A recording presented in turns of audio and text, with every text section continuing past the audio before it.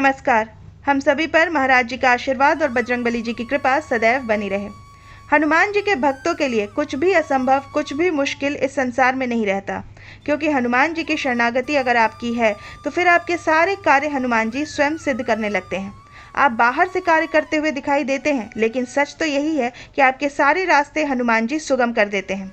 कई भक्तों का ये प्रश्न रहता है कि क्या मैं प्रभु के ऊपर समर्पण करने के बाद पुरुषार्थ करना छोड़ दूं, क्योंकि हनुमान जी तो सर्वसमर्थ हैं, सब उपलब्ध करा देंगे।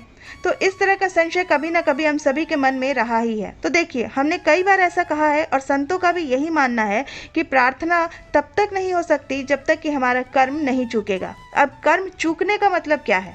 क्या हाथ पर हाथ धर के बैठ जाना चाहिए? अगर हम कहते हैं कि सब कुछ हनुमान जी पे छोड़ दीजिए तभी बात बनेगी, इसका मतलब निष्क्रिय हो जाना है क्या? इसका मतलब कुछ नहीं करना है क्या? अगर हम ये कहते हैं कि हनुमान जी तभी कृपा करते हैं जब सब जगह से आपका मोह भंग हो जाता है और आपको जब लगता है कि आपके किए नहीं होगा, तब हनुमान जी स्वयं मदद के लिए आ जाते हैं, इसका मतलब क्या है? क्या हम सब कुछ हनुमान जी पर ही छोड़ दें और कुछ करें ही नहीं? तो यहीं पे संशय की स्थिति पैदा हो जाती है, यहीं पे व्यक्ति द्वंद का शिकार हो जाता है। ईश्वर पर छोड़ने का क्या मतलब है? ईश्वर पर छोड़ने का मतलब आलसी हो जाना है क्या? ईश्वर पर छोड़ने का मतलब हम सुबह सुबह जगें और हनुमान चालीसा का पाठ कर लें और हनुमान जी से कह दें कि हमने सब कुछ आप पर छोड़ दिया है, अब आप संभालिए। क्या इसका मतलब ये होता है? तो नहीं, इसका मतलब ये बिल्कुल नहीं है। कर्म चूकने का मतलब ये होता है कर्ता भाव का मिट जाना। ये मैं करता हूँ, ये मेरे करने से होगा, इस भाव का मिट जाना। व्यक्ति को परेशानी कब होती है? जब वो परिणाम केंद्रित हो जाता है, उसका सारा ध्यान परिणाम पर आ जाता है और वो परिणाम को अपने अधीन करना चाहता है, अपने अनुकूल बनाना चाहता है। उसके लिए वो कोई तारीख निर्धारित कर लेगा कि इतने दिनों में इसका परिणाम आ जाना चाहिए। यहीं पर उसका कर्ता भाव जग जाता है। हम कोई भी कार्य करते हो अपने पूरे जी जान से, हमें सुबह जैसे हम जागें तो हनुमान जी के सामने हमें प्रार्थना करनी चाहिए, हनुमान चालीसा का हम पाठ करें, उनके सामने हम दीप जलाएं और जो भी हमारा निर्धारित कार्य है, जो भी ईश्वर की कृपा से हमको कार्य मिला है, उसको पूरा करने के लिए हम जी जान लगा दें। शाम को जब हम घर लौटें तो उसके बाद हमारा ये भाव हो कि मुझसे जितना बन पड़ा आपकी प्रेरणा से हनुमान जी वो हमने किया। करने वाले तो आप हैं, क्योंकि व्यवहारिक तौर पर करता हुआ मैं दिखाई दे रहा हूँ, इसलिए व्यवहारिक तौर पर कहा जा सकता है कि मैं कर रहा हूँ या मेरे द्वारा ये कार्य किया जा रहा है। लेकिन अंतर का भाव ये होना चाहिए कि करने वाले तो आप ही हैं। तो ये जब भाव व्यक्ति के भीतर आएगा तो परिणाम की चिंता समाप्त हो जाएगी। क्योंकि आपने जब किया ही नहीं तो आपको क्या चिंता, आपको किस बात की चिंता, आपको परिणाम की कैसी फिक्र? परिणाम की चिंता तभी होती है जब व्यक्ति को लगता है कि उसके किए ये काम हो जाएगा या वो नहीं करेगा तो कैसे होगा। और ज़्यादातर हमने देखा भी है कि जो व्यक्ति परिणाम की चिंता करते हैं वही निष्क्रिय भी होते हैं। ईश्वर पर छोड़ने वालों को हमने कभी हारते नहीं देखा, उनको कभी हमने निष्क्रिय नहीं देखा।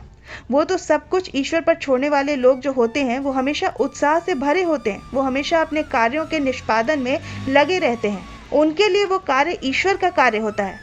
प्रभु श्री राम जी के कार्य को हनुमान जी संभालते हैं और वो कहते भी हैं कि राम काज कीजे बिना मोहे कहाँ विश्राम। ये राम जी का कार्य है, ये उनका कार्य है, लेकिन विश्राम मुझे नहीं है।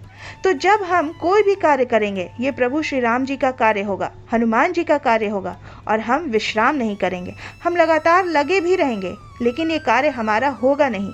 जब ये भाव होता है तब व्यक्ति ईश्वर पर उसको छोड़ देता है, जिसको हम कहते हैं कि हनुमान जी हमारा कार्य संभाल रहे हैं।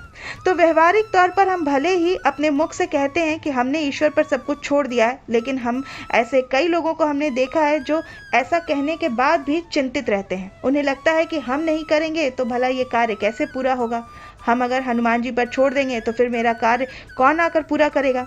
तो ऐसे व्यक्ति कार्य भी नहीं करते पूरी तरह से तन मन लगा करके और निष्क्रिय होकर के भी बैठ जाते हैं। इसलिए भगवान श्री कृष्ण जब कहते हैं अर्जुन से कि तुम्हारा कर्तव्य सिर्फ कर्म करने में है, फल की चिंता छोड़ दो, फल की चिंता, परिणाम की चिंता, जब व्यक्ति परिणाम केंद्रित हो जाता है तभी वो मनुष्य निष्क्रिय हो जाता है। इसलिए हनुमान जी पर छोड़ने का मतलब ये कतई नहीं है कि हम हाथ पर हाथ धरकर निष्क्रिय होकर बैठ जाएं। हनुमान जी पर छोड़ने का सिर्फ इतना मतलब है कि मैं करता नहीं हूँ, मैं करने वाला नहीं हूँ। अब तक मैंने जो भी किया है उससे हुआ ही कहाँ है। जब हम हाथ में जल लेकर, पुष्प लेकर, संकल्पित होकर के अगर हम कोई पाठ करते हैं तो इसका मतलब क्या होता है? और हनुमान जी के सामने उस जल को जब हम छोड़ते हैं तो उसका मतलब क्या है कि संकल्प जो हमने किया है उसको पूरा करने वाले स्वयं हनुमान जी हैं। इसका मतलब सिर्फ इतना ही है कि हनुमान जी का सुमिरन करके उसे परिणाम को हनुमान जी के चरणों में डालकर, उस कार्य को हनुमान जी के चरणों में छोड़कर, सौंपकर जब हम कोई कार्य करते हैं तो उस कार्य को फिर हनुमान जी संभालने लगते हैं। जब तक हमें लगता है कि हमारे भीतर पुरुषार्थ है, हमारे अंदर योग्यता है, मैं सबसे उचित पात्र हूँ, मुझे तो ये कार्य मिलना ही चाहिए, मुझ में मेरे जैसा अच्छा आदमी इस संसार में ढूंढे नहीं मिलेगा, तब तक हमें हनुमान जी की कृपा प्राप्त नहीं होती है। जब पुरुषार्थ चूकता है तभी प्रार्थना होती है। ये बात मैंने पहले भी कही है कि हमारे हाथ तभी जुड़ते हैं जब हमें लगता है कि मुझ अकेले के किए अब नहीं होने वाला है, अब तो मुझे किसी के साथ की आवश्यकता है, किसी के सहारे की आवश्यकता है। और जब तक वो पुरुषार्थ चूकता नहीं है तब तक प्रार्थना होती ही कहाँ है। और रही बात हाथ पर हाथ धरकर बैठने की, तो ये बड़ी ही ऊंची अवस्था है। ये जो अकर्म की अवस्था है ये सबकी नहीं हो सकती है। हमें ईश्वर पर भरोसा हो जाए कि ईश्वर सब करते हैं और तब हम हाथ पर हाथ धरकर बैठे रहे, तब भी हमारा कार्य पूरा हो जाएगा। ईश्वर स्वयं कार्य संभालने लगते हैं अगर अकर्म की स्थिति हो जाए तो। लेकिन व्यक्ति अकर्म की स्थिति में आ जाए, ये बहुत ऊंची अवस्था है, बहुत ऊंची साधना है, ये संतों की अवस्था है। वहाँ तक व्यक्ति पहुँच जाए तो फिर ईश्वर तो सब कार्य संभालने ही लगते हैं। आप अकर्म की स्थिति को प्राप्त हो ही नहीं सकते बिना कुछ कर्म किए, बिना कोई कार्य किए। इसलिए हनुमान जी पर छोड़ने का तात्पर्य ये कतई नहीं है कि आपको निष्क्रिय होकर के बैठ जाना है।